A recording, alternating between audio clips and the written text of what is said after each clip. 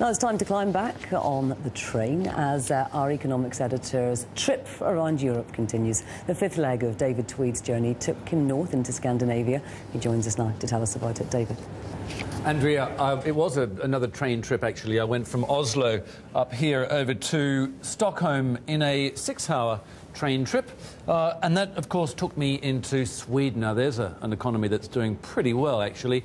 See this 1.8% figure here for 2010. That's a forecast from the European Commission made in the spring, and it already looks as if that number is going to be out of date. This number here, 4.8%, that was the July unemployment statistics that came out last week, and you can see that's below the number that it was a year ago, which makes Sweden somewhat unusual from the countries I've been visiting, where I've been seeing unemployment going higher.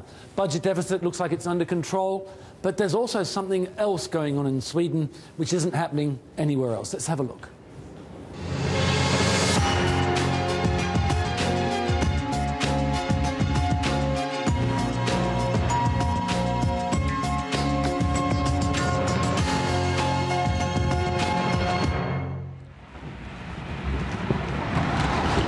I'm now heading east from Norway, which, given the sovereign debt crisis, is unusual because of its surpluses. And I'm going to Sweden, which has got its own economic phenomenon, a housing boom.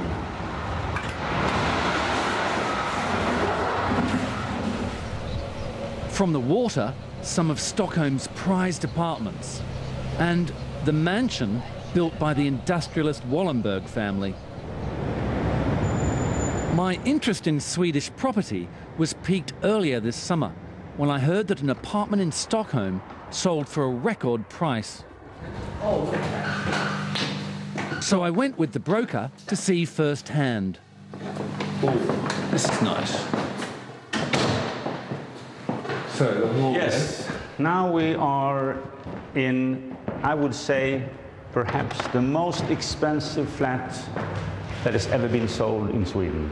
Oh, really? And what is actually giving us the price is the view, which is magnificent. Magnificent indeed. At $6 million, Sweden's most expensive apartment. And it's not just prime property. House prices have risen every quarter for 3.5 years and are back to pre-crisis levels. But why? Well, it's got a lot to do with the cost of money. Swedish mortgage lending rates dropped like a stone.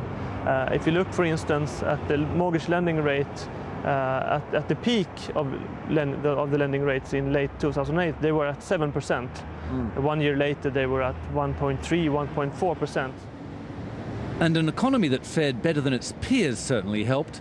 Where else in Europe is there a housing boom this year? Concern about the property market is one reason the central bank raised interest rates last month, and regulators are tightening mortgage lending limits. Prices have started to come down.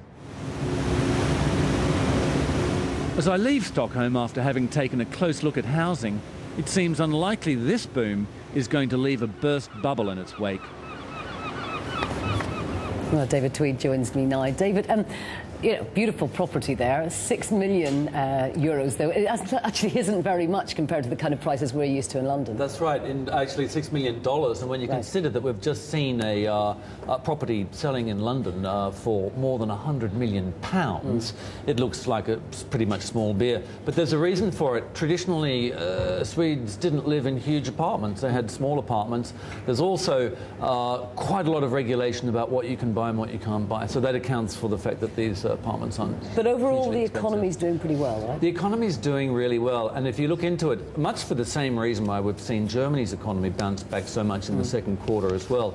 Sweden's economy is a heavily export-driven economy, and they've been focusing on places like emerging Asia and China in particular.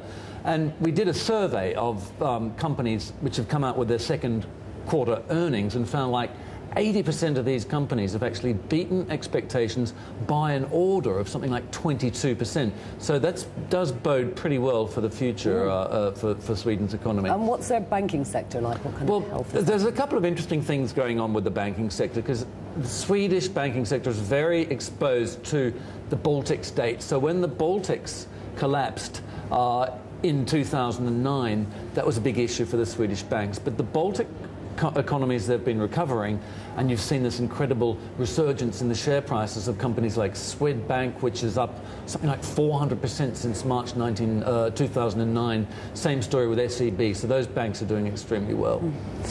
What about you? Where are you off to next? Estonia. So we're going to. It's the first of our trips in the Baltic states, and this is a country which has been preparing itself to enter the euro. It certainly has, yeah. What are the most likely to be entering it, really? Well, it starts on the 1st of in January next year, and what we're going to be looking at is how foreign companies are actually moving to Estonia and investing there. So it's an interesting story going on there. Fascinating. David Tweed, thank you very much indeed.